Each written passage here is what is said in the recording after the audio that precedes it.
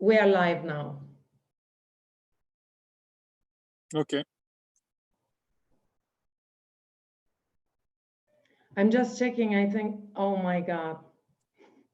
My last 5 seconds are online. I'm so sorry for that, people, if you're here. I hope you're not. Okay, there are 3 people now. Hello, everyone. As we announced, we will be with Xavier Morvan today, and he is a beloved friend of mine. We met here in Ankara 1.5 years ago, and I just didn't realize we had that much time apart. So I just want to start by introducing Xavier to you, and well, I actually will let him to introduce himself. Xavier, I just want to start from your undergraduate education very briefly with your PhD and your outreaching studies when you were a PhD student.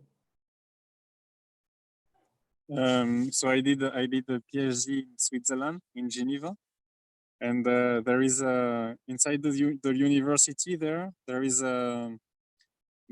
each department, each scientific department, they have a few people who dedicate a few hours each week to outreaching, so to explaining the science to any kind of people in events in the city, like festivals, or weekly when schools come in the university and we make games with them.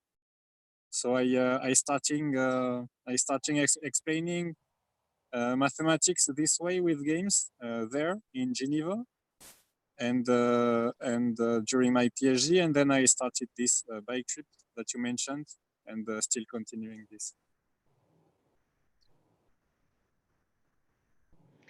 So after you got your PhD, you prepared a bike. I remember that you actually made your bike from the pieces, right? Yeah, I bought different components, and yeah, I chose every single piece of the bicycle and I built it. So I know it. I can fix everything. I can show my bicycle. It's there. I don't know if you can see it. Ah, it's with you. Yeah, sure. It's behind the sun. Not now. You can see it maybe Yeah. after. Okay. Maybe during the sunset we can see your bicycle. When the sunset. So on your bike, I actually had a photo of your bike in front of my place, but I couldn't find it. And on your bike, you have some packs with waterproof material, and you put all your games inside it, and you had to be lightweighted. So you were using the same materials, game materials for different games, right? Yeah, so maybe let's explain what kind of games it is. Yes, yeah, so the thing that we were doing in Geneva and that I'm still doing, it's so we explain mathematics that are more difficult than what the kids are used to see at school. We explain strong concepts of mathematics, like the notion of truth or something like that. So with hands-on activities. So the thing is that when you have mathematics at school, you're listening to a teacher, or you're thinking with a pen and a sheet of paper. And what we wanted is that instead of having this precise way of doing mathematics, people were like having the same kind of reasoning, but they have something in their hands, like toys or anything, and they can move things, they can think actively like this. And so they more have the feeling that they are playing. So there is this link, play and mathematics. Like mathematics are not necessarily annoying. Mathematics are not necessarily about listening to a teacher. It's more about thinking and stuff like that that we want to implement in the kids' mind. And so I couldn't bring all the kind of toys or material that we had at the university. So I thought on my own way of doing this. I have only a small suitcase, very small, games such as dice or cards or dominoes or stuff like that. And out of that, I do the same kind of games that I was doing at Geneva, and which can find the same kind of game that you can find in almost every science museum in the world, like a Magic Square or stuff like that. Yeah, I remember being amused by this wooden toys that you put together to get a tetrahedron and things like that. Yeah, that's a very nice one. Yeah. That one I was given by the Museum of Science in Paris. It's a gift that they made me. Wow. So the one that you were introducing the 3 dimensions, it was some kind of a Lego, but you asked the students to make something, and they had to think out of the box and go from 2 dimensions to 3 dimensions to get what you wanted. The Platinum Solid game. Yeah. Actually, that one I sent it back home because it was too heavy for me. Oh. But yeah, I had too much stuff on my bicycle, so at some point I decided to send back many things that I was less using than the others. So this one that you're telling about, yeah, I don't have it anymore. But it's a very nice one. You have, so maybe you cut the suspense. But imagine you have 4 triangles, and the assignment is you have to glue each of the 4 triangles to each other. So all of them has all the sides of a triangle has to be glued to another side of a triangle. No side should be nude. Yeah, well, you can think of that. Okay, so I was amused by the way of you asking the questions, because you were playing with very small school kids to adults, right? So when you're on the road, you are asking the same questions to very different people, and the way of you asking the questions was changing according to your audience. How do you do that? Yeah, it's the point. So since I have only a small amount of games, I have the same game, the same questions to everyone. But the thing is that if I ask a problem to a 7-year-old kid or to a 18-year-old high school student, or even to a mathematician, a guy in a bachelor degree or master degree, I can't ask the same way. Of course, the kid will need more hints, or will need another way of being asked the question with a different vocabulary. That's very important. You have to adapt to the audience. And also, all the games, they have different layers. So the first question can be very easy, but that first question, if it's too easy for my audience, I can go to another layer. So that first question will bring a second question a bit more difficult, and so on. A third question a bit more difficult, etc. And this is actually highlighting what mathematics are, because in mathematics, when you do research in mathematics, each time you answer one question, you have like 10 other questions that blow up, that blow out of the first question, and so 10 more difficult. Or each time you answer something, you want to get a generalization of the answer you've given or something like that. And I'm trying to highlight this with my games. Maybe we should give an example or something like that. Yeah, it's a bit abstract. To give an example, I'm going to share my screen. First, I want to share the part that you were talking about what you do to the kids in a school in Ankara. I'm not sure about the video. I think it's the one we were together. Let's see. No, it's the wrong one. I'm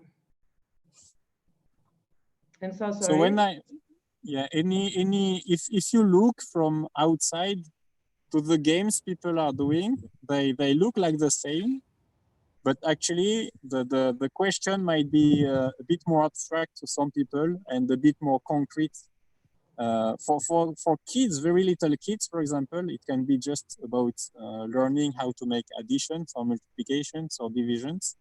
But the same question for more grown-ups wouldn't be just about making the addition or the multiplication and so on, but more about having a reasonable, general reasoning for solving a problem which involves these additions and multiplications. See, the solving a problem which involves operations is a layer more abstract than just making the operations.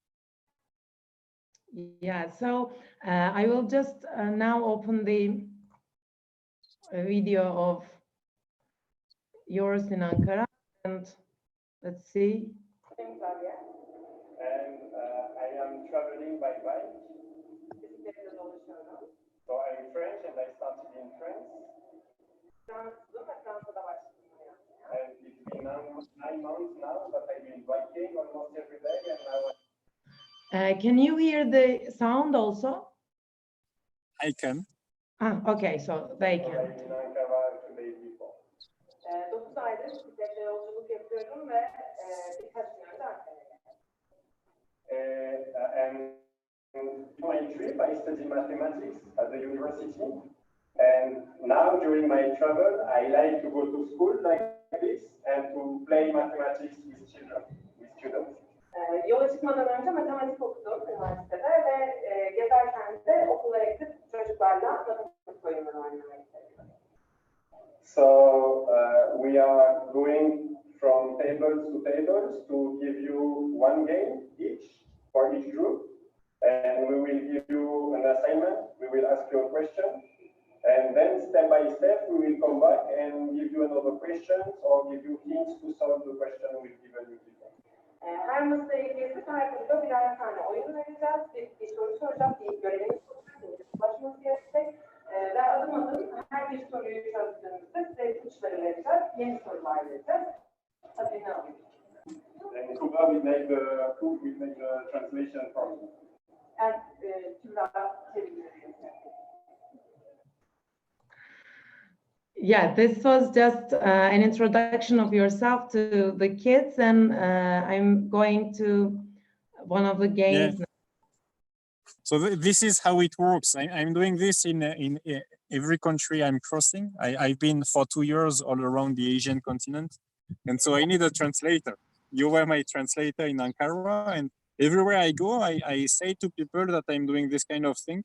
And I always meet someone who speaks English and who can come with me to the school and translate for me.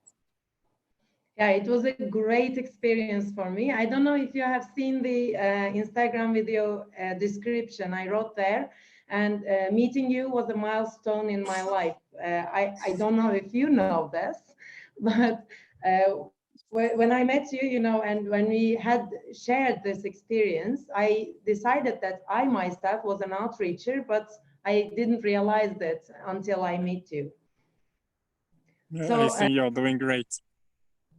Thank you. So I have a video here from the card game. I think it's the Langford problem with cards, and I want to show this to people.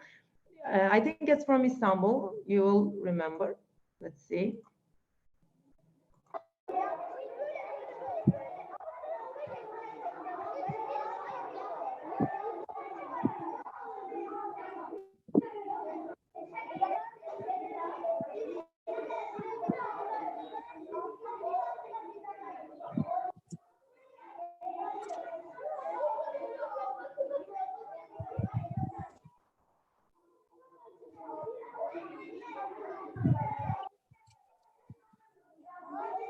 Yeah.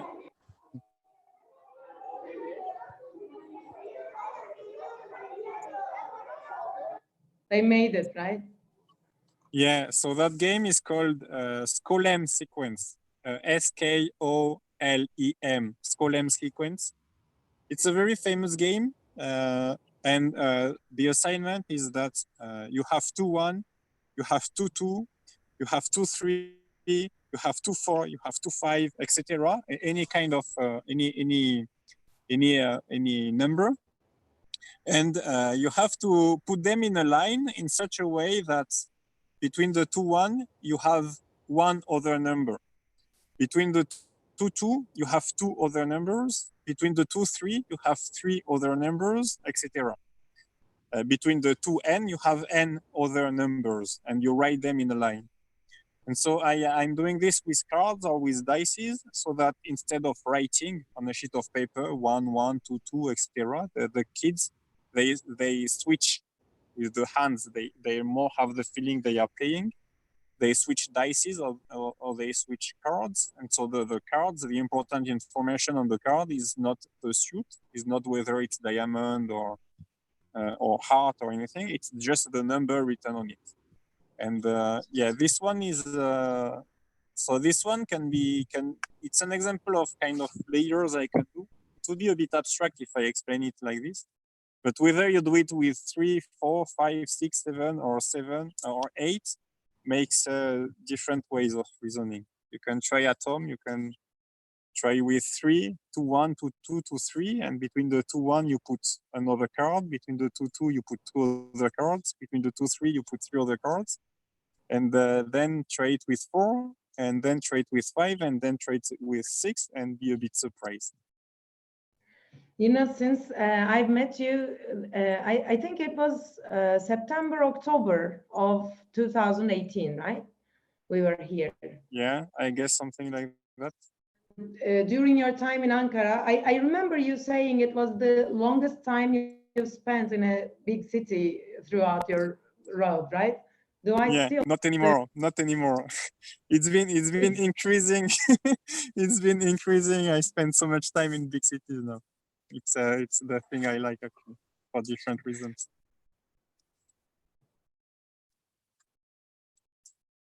So, when you were here, we went to Nesin Mathematics Village. You know, I also will ask you about that experience. But since then, every time I go to the village, you know, I have problem sessions with high school students, and every group of high school students, at least once, I ask the same question.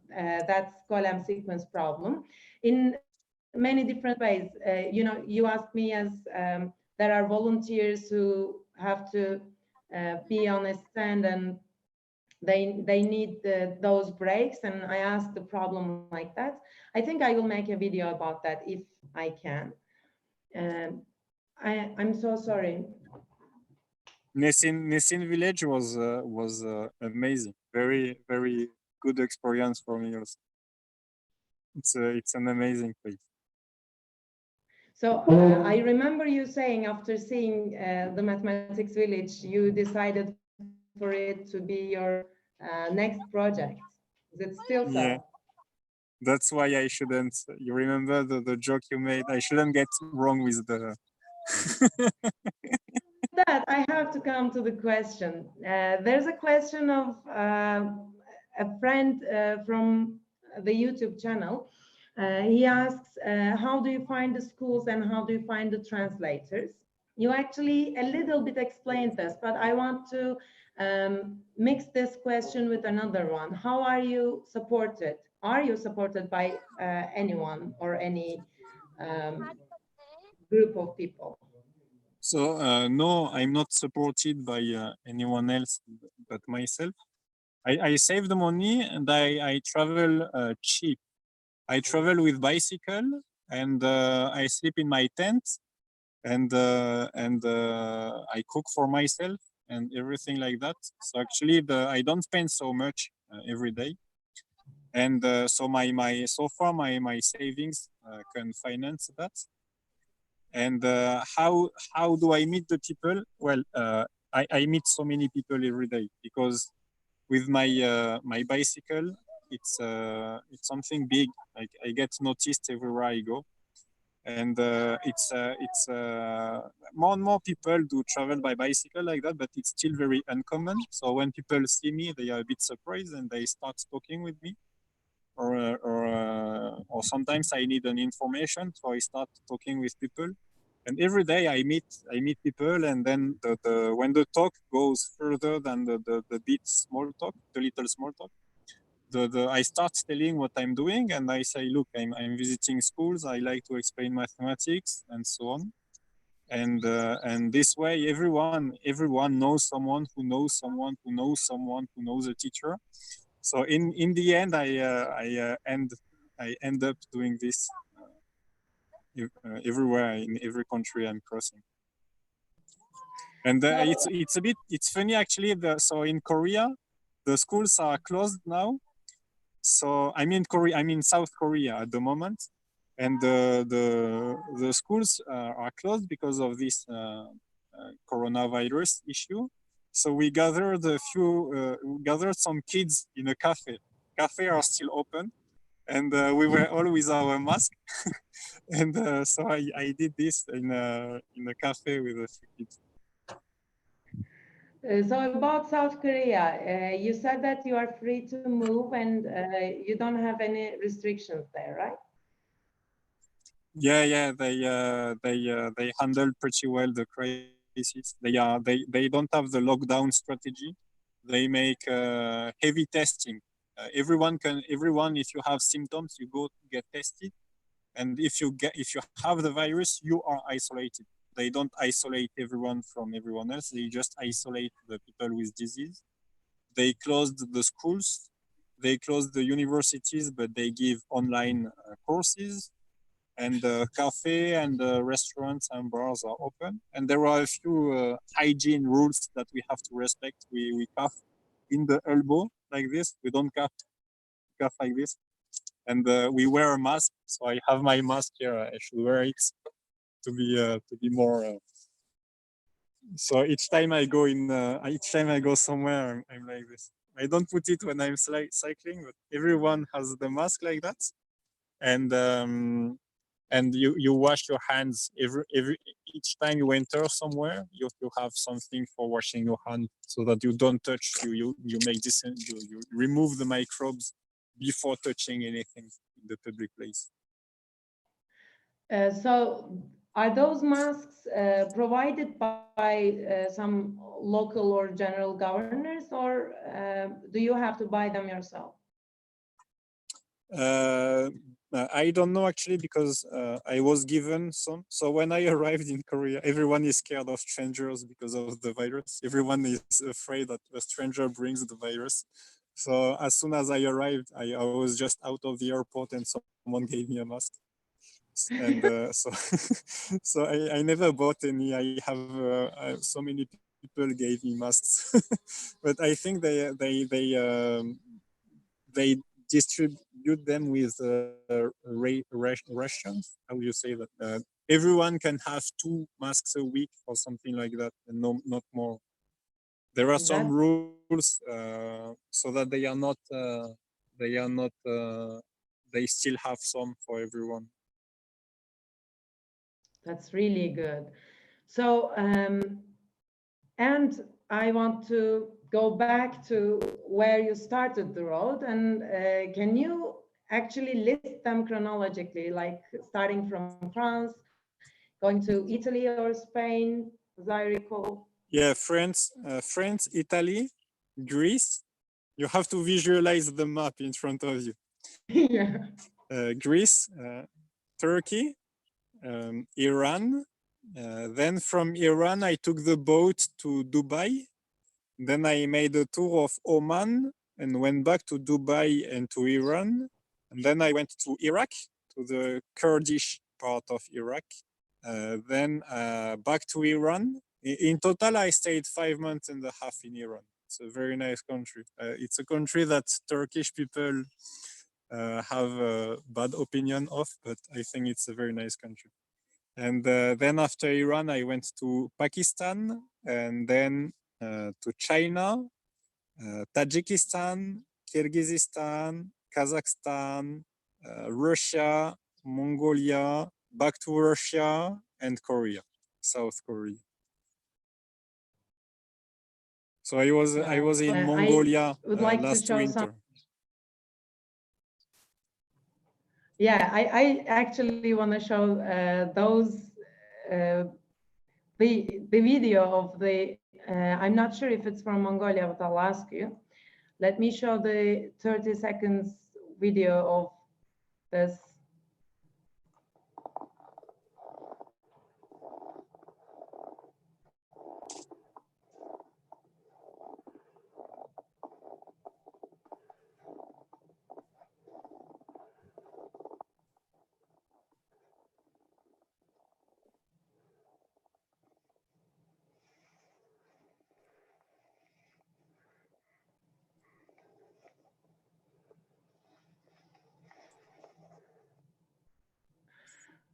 Yeah, this was Mongolia, right?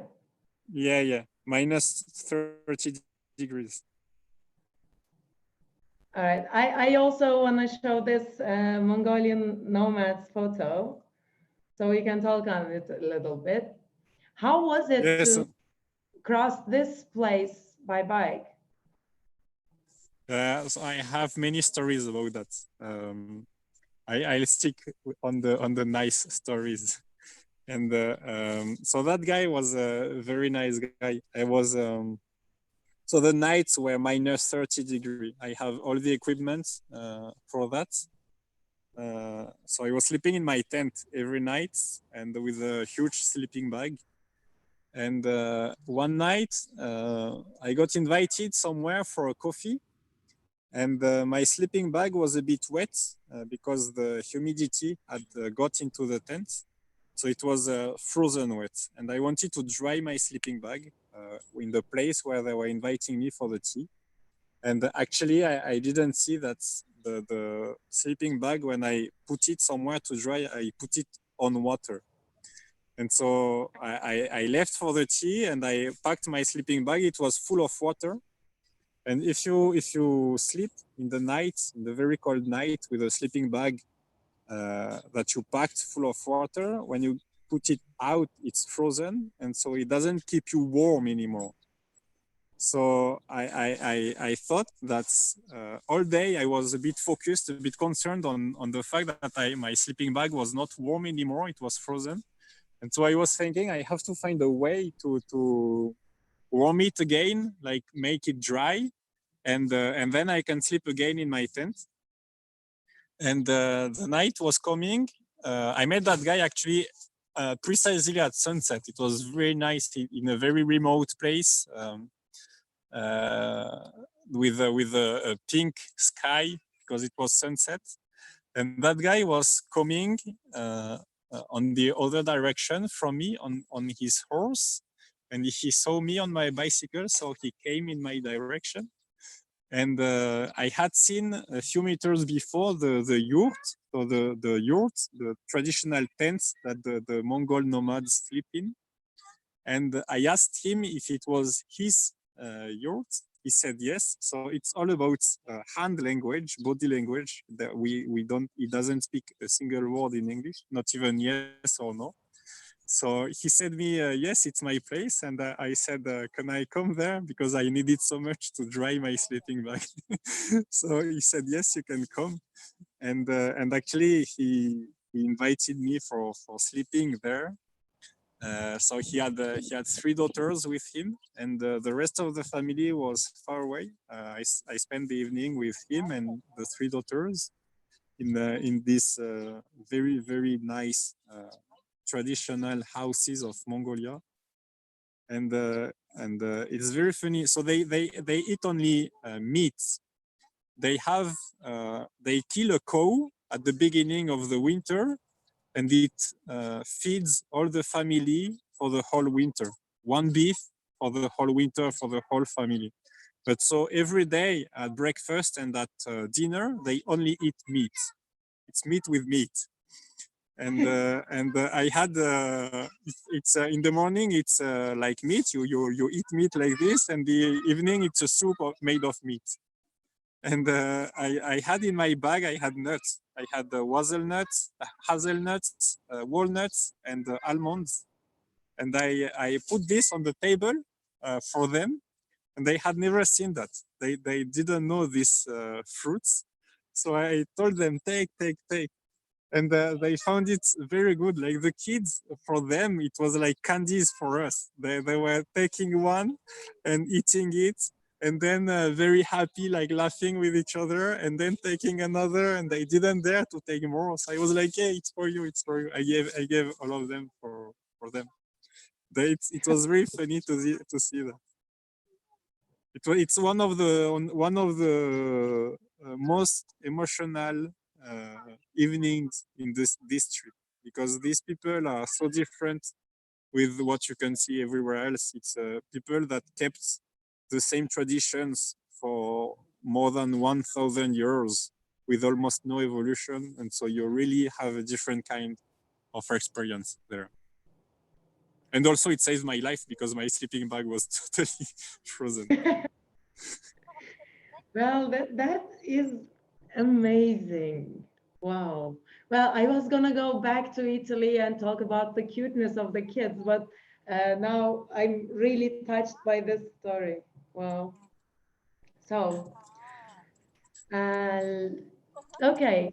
Well, still, I want to go back to Italy because there's a memory you mentioned when you were here. Like the kids were asking you to show your muscles from biking. Yeah, these were kids in the streets, not in the school. Yeah. So with these games, you don't just try to find the schools and go to schools, but also I remember us being in a restaurant and people were drinking and they were making music and we played with them also. So how are those experiences? Like when you're on the road, you meet some people, you start playing with them. Yeah, when we drink water and orange juice, I play with people. Yeah. Anytime I feel in the mood too, I bring the games and I explain mathematics. It's not necessarily in the schools. It can be anywhere when I can at least communicate a little. When I'm when they speak a bit in English, or at least when with my hands, or I can make something understandable. Like for the tetrahedron that you mentioned, I can do that in every country because it's very easy to explain, even with no words, only with signs. I can tell them, yeah, do this, do this. Like I can explain just with hands the assignment. And sometimes I did it with Google Translate. I explained the mathematics with Google Translate. So that's quite an experience. It doesn't work always very well. And yeah, each time I make friends, I'm out somewhere, I just like to explain mathematics in that way. So do you try to learn a few words of some country when you are going through that country? Yeah, sure. I tried to learn Italian. I learned a bit Italian. I could have conversations. And actually, I learned Italian also thanks to these visits. So Italian is close to French. It's easy to learn from a French point of view. And when I was visiting a class, I was saying to the kids in the introduction, the same kind of introduction that you've shown, I was telling them, look, I'm here, I will explain you mathematics and you will teach me Italian. So when I'm saying something not good, you tell me how I should say it. So it was this way of exchanging knowledge was very productive. The kids, they were very, very much into this. They had not the feeling that a teacher was telling them, hey, do this. It was more someone who was exchanging knowledge, and it worked very efficiently. And I learned Russian also, but that's just by motivation. Turkish, I only know merhaba, teşekkür, and afiyet olsun, some stuff like this. Bir, iki, üç. And yeah, so sometimes I learn a few words and I forget them totally when I get out of the country. It's just a short-term learning. So at this point, I have to go back to somewhere you said that Turkish people think negatively about Iran. I myself love Iran and Iranian people.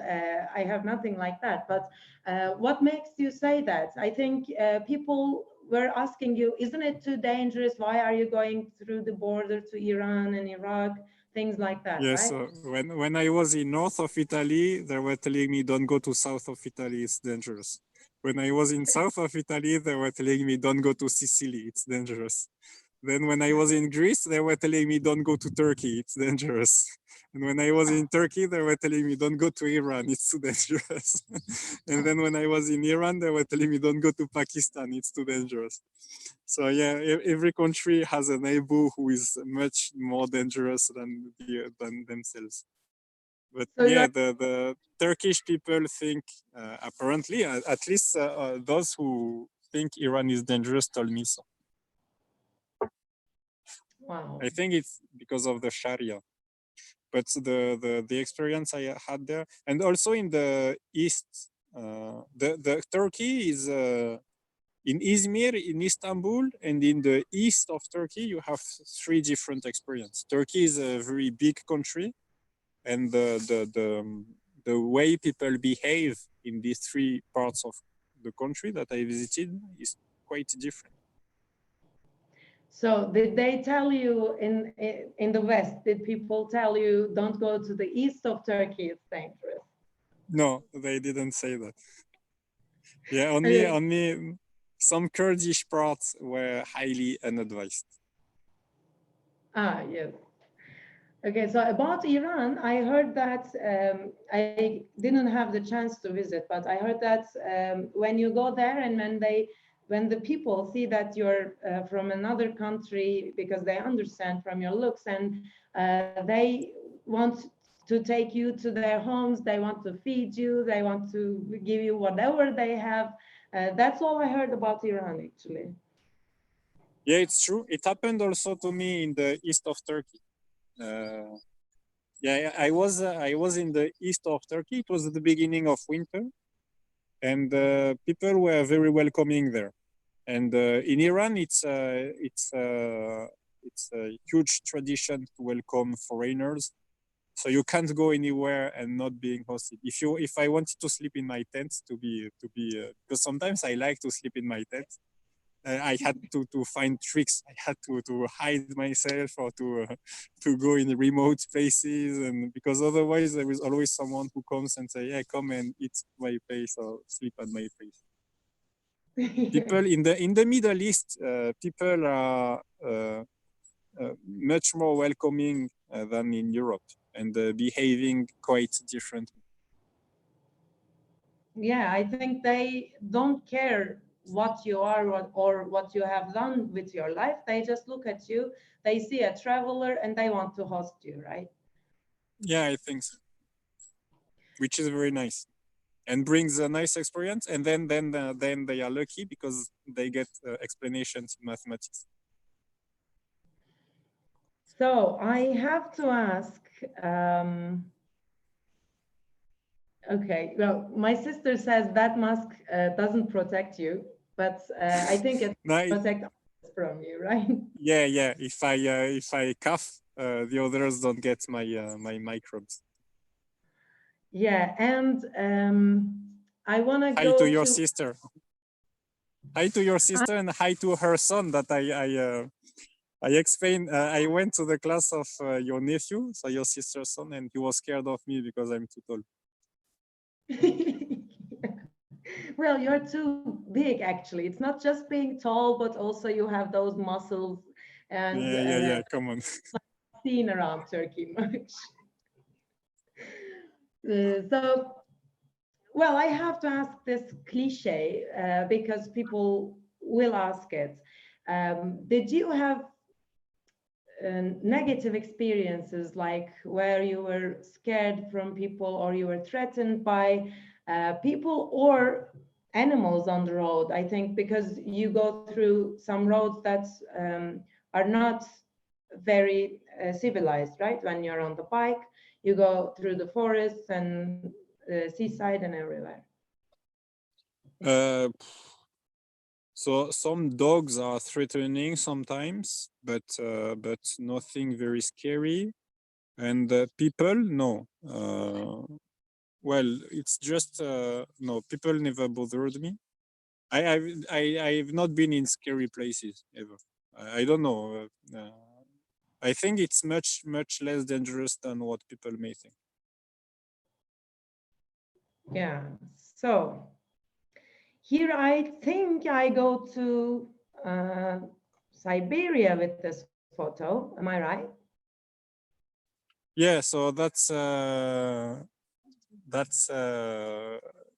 not a school, but it's in Siberia. They have very traditional wooden houses, and I met someone who is having an association that do some things, very different kind of things with kids. They teach them arts, or they make them play, or any kind of thing. And so I met that person, and I made this outreaching things in her house.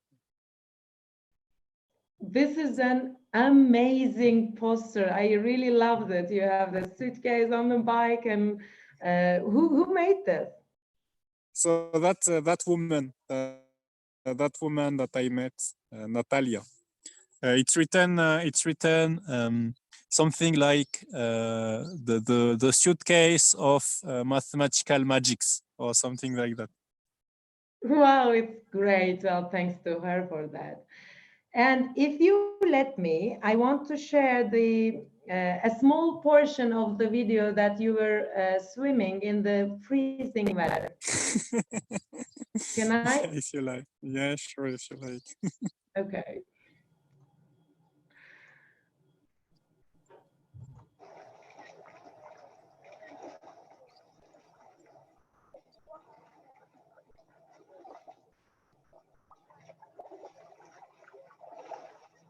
Yep, you can go.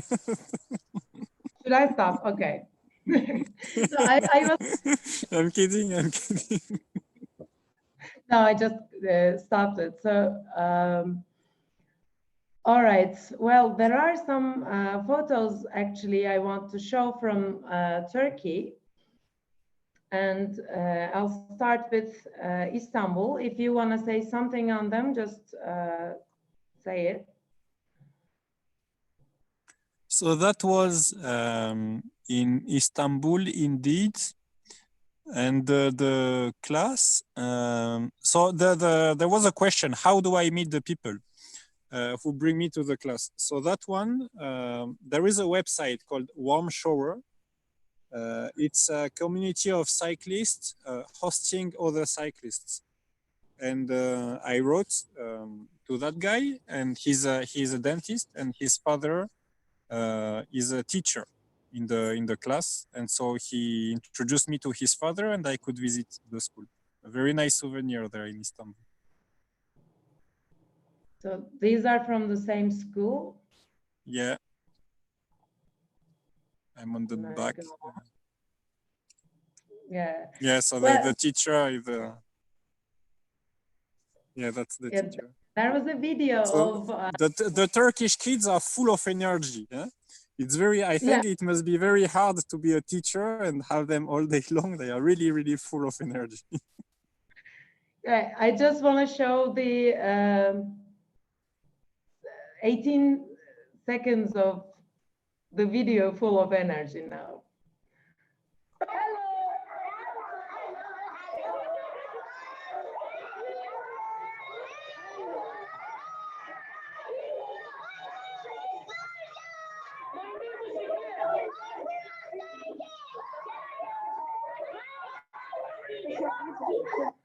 Is the one shouting, "I love you," Xavier?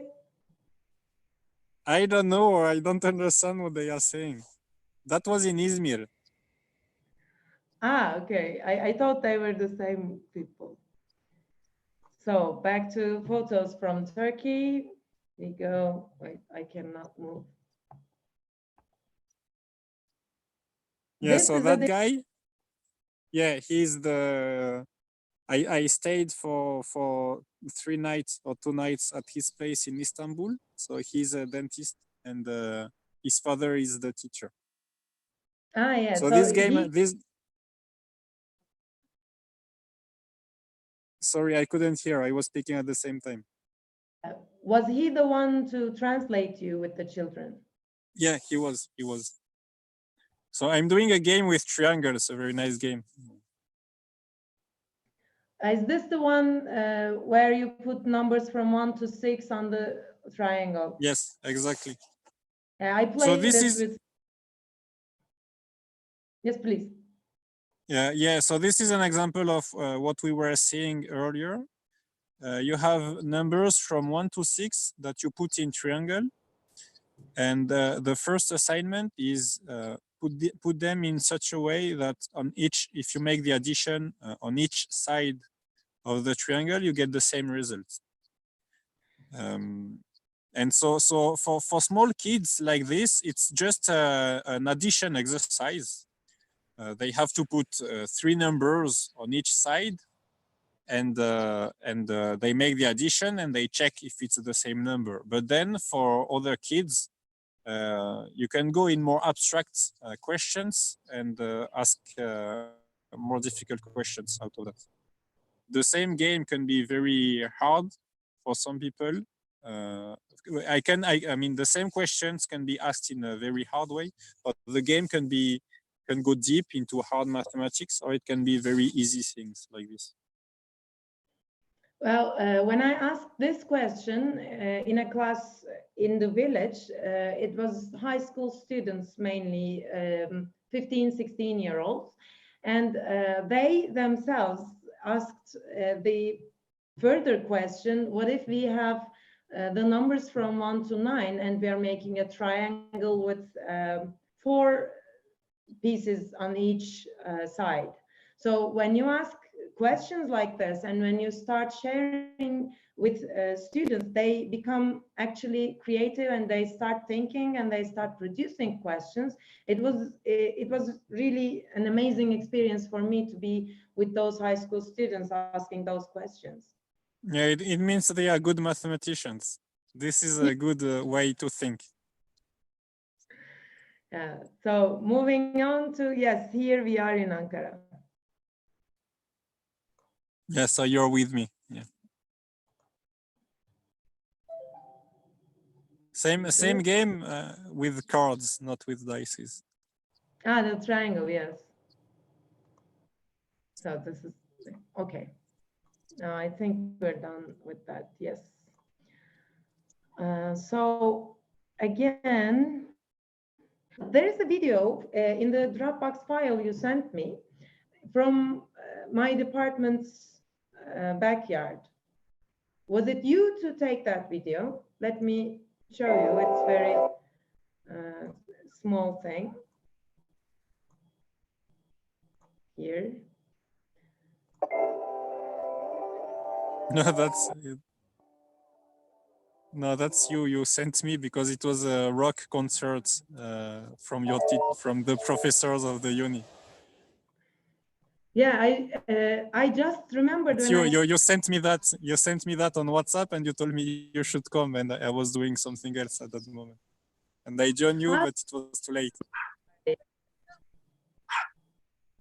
I couldn't hear. I was speaking. I thought we were together there. I arrived later. I arrived after the concert. I was doing something else before. Okay. So we have this and that. Let me see this video. Okay, there's this video of you, a 35-second video that you're explaining a game to the kids. Let me show that. And the angel is with you translating, I think. But to enter in the mathematical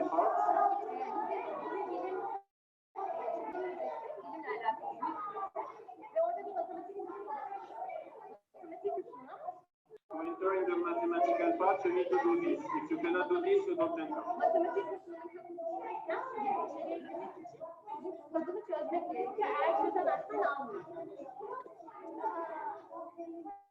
I can enter, you cannot enter. Yani hiçbirini kompüterden içeri giremiyorsunuz. So this was the other classroom in my nephew's school, I think. Yeah. So that's the game of the tetrahedra. I had two games with tetrahedra. You mentioned one, and that's the one that they gave me at the Museum of Paris. And so what I'm saying in that video is that if you succeed in solving the puzzle, and you can make the tetrahedron, you can enter to the the floor where they explain mathematics in the museum. But you have to do this before entering, and so that little kids they couldn't make it. The bell ringed, and they had not finished it, so they couldn't enter the mathematical floor. Wow.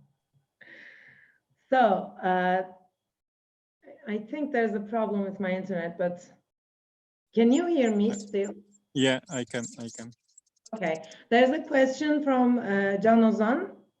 Xavier, do you learn new games in the countries you visit? And do you have a website or social media, etc., where you share your experience? We were talking about this right before the going live. Yeah, so I don't have I have social media, so I think you put the link on the story, but I'm not using it very much, and yeah, because it's not really my thing. I prefer real life than social internet life. And but anyway, you can still follow me. I put a few pictures from time to time, but I don't explain mathematics there. I think you have very good people on YouTube who do that, and yeah, they do it well enough, I think. And if I've learned new games, yeah, I did, because part of my trip, I mean, the kind of mission I gave to myself is to visit all the science museums that are on my road. So each time there is a science museum in a city where I am, I go there, and I see what they are doing, and sometimes I talk with the people in charge in the museum, and I introduce what I am doing and change ideas, etc. So did you find that kind of museums in Turkey? In Turkey, no, only the Nesin Math Village, which is not a museum, but I don't think there is, unfortunately. It's missing. I heard that there is a museum, Thales Mathematical Museum, near the village, but I'm not sure like how near it is. I think it's a 1 hour trip with bus. I'm not sure of it. I think it's in Aydın. I heard that it's they show those some of the things you showed me from the museums of Europe, but yeah, I think we lack that in Turkey. Yeah, in such a big city like Istanbul or Ankara, there should be a science museum, I think. Well, you know, the YouTube channel we are on right now is the channel, I think you saw that, in the pursuit of math.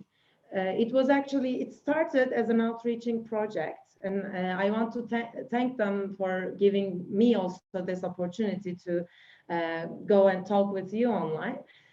So they started by translating some books, having some street festivals, like 1 week long things in Istanbul, and they were giving some small summer schools and workshops, and they give seminars that are called Mathematics for Everyone.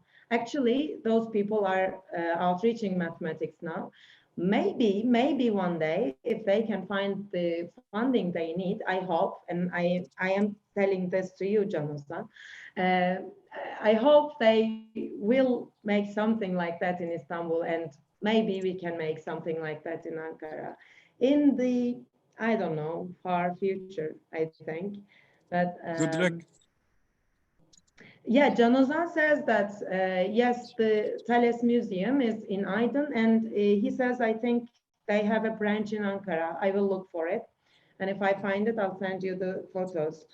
From the people I heard, that museum was a little bit small, actually, for a science museum, but We will see. I think it will... better than nothing.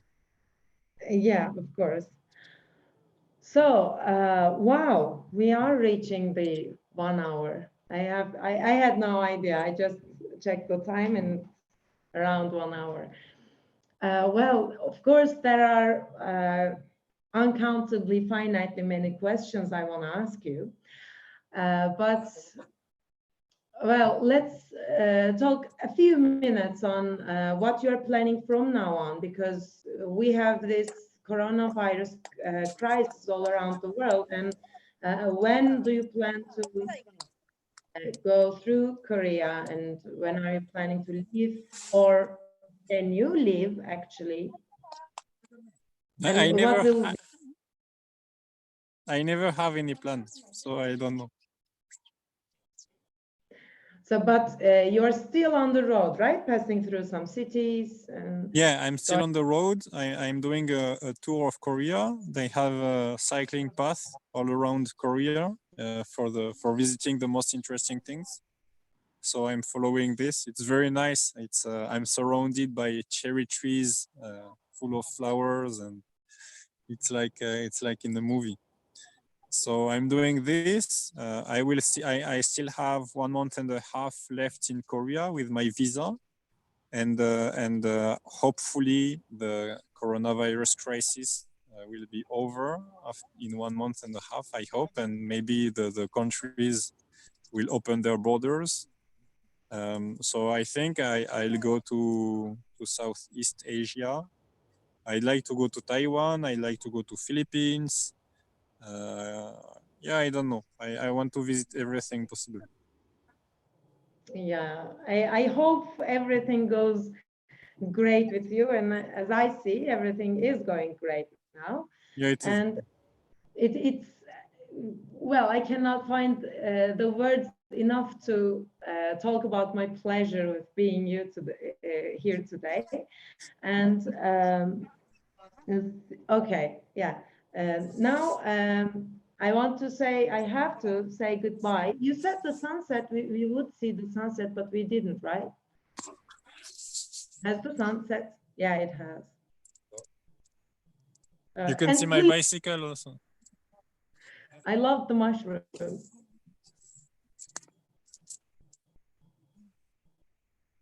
Yeah, those are great. Is that a lake? It's a river. River, yeah, great. I'm cycling along the river, and there was a cafe on the way, so I stopped for the Wi-Fi. That's the cafe. Korea is a very interesting country. Well, now visiting Korea is in my bucket list. So thank you so much. I will finish with the announcement of tomorrow's stream for Turkish-speaking people. I'll see you. My pleasure. Goodbye. Bye. So I will switch to Turkish right now to tell you about tomorrow's stream. Evet, Türkçe konuşan takipçilerimiz için yarınki yayın 23.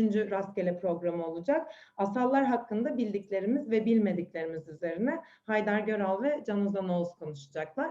Yarın akşama da bekleriz. Yine normal saatinde olacak. Biz bugün Xavier ile o Kore'de olduğu için ve açık bir kafeye ihtiyacı olduğu için bu saatte konuştuk. Çünkü orada saat şu anda akşam 7.